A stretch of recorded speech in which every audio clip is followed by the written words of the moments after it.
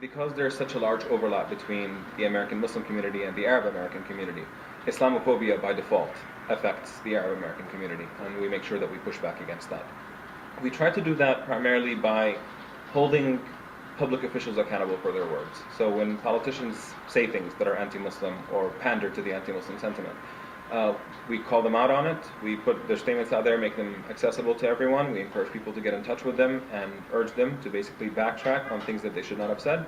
And we get in touch with their parties to try to get the party leadership to take more responsibility and hold its members to account about the kind of statements that they make. So that's primarily what we focus on.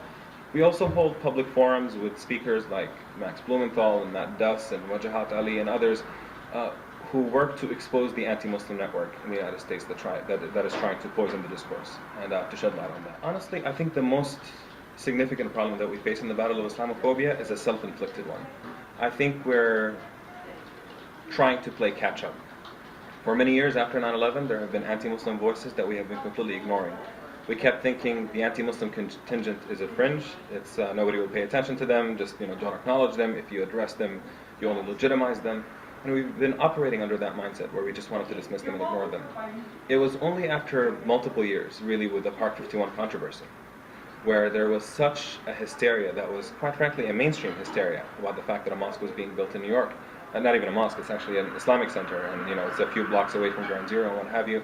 Nevertheless, when you saw the kind of reaction to it, that was our wake-up call. That was saying, whoa, this anti-Muslim sentiment has penetrated way too far into the mainstream, and that's now we're trying to play catch up and we're trying to push back against it.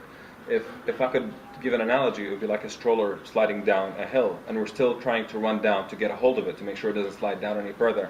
That's to say nothing about the work that we still have to take to push the cart back up to the top of the mountain.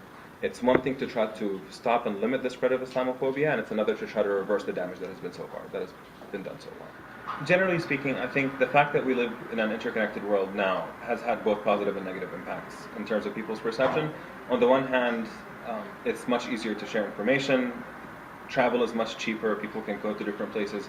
So I think our common humanity comes across a lot easier. It's a lot easier to see that people over there are just like people over here. And that really what unites people from different cultures is a lot more significant and a lot larger than the things that divide us from different cultures. On the other hand, I think modern technology has also made it easier to spread misinformation. The internet now is increasingly how people get information, and you can't always verify that what's on the internet is actually accurate information. And the ease of use of tools like YouTube and other platforms make presenting false information as credible information in a professional fashion all that much easier. And I think the lines become more blurred about the information that's out there. It becomes more difficult to judge whether you're looking at credible information that's accurate or whether you're looking at propaganda. So in that sense, I think it's been a neutral advance towards the way we communicate across the world right now. And what we really ought to be making sure is that people who are interested in spreading correct information, people who are interested in promoting understanding, are making sure that they're working more tirelessly than the people who are capitalizing on people's ignorance, trying to promote bigotry and division. What ultimately matters is something a lot more subjective. Is the discourse changing in the country? Is it more difficult to be mainstream and anti-Muslim at the same time in the future? Are we going to get to a point where U.S. policy is substantively and drastically different from what it is now in terms of both foreign and domestic policy? I think these are the kinds of things that really matter at the end of the day, and you can't really measure them. You're just going to have to work as hard as you can in the meantime, and in a few years look at the kind of country that you live in and see if you've actually made substantive progress.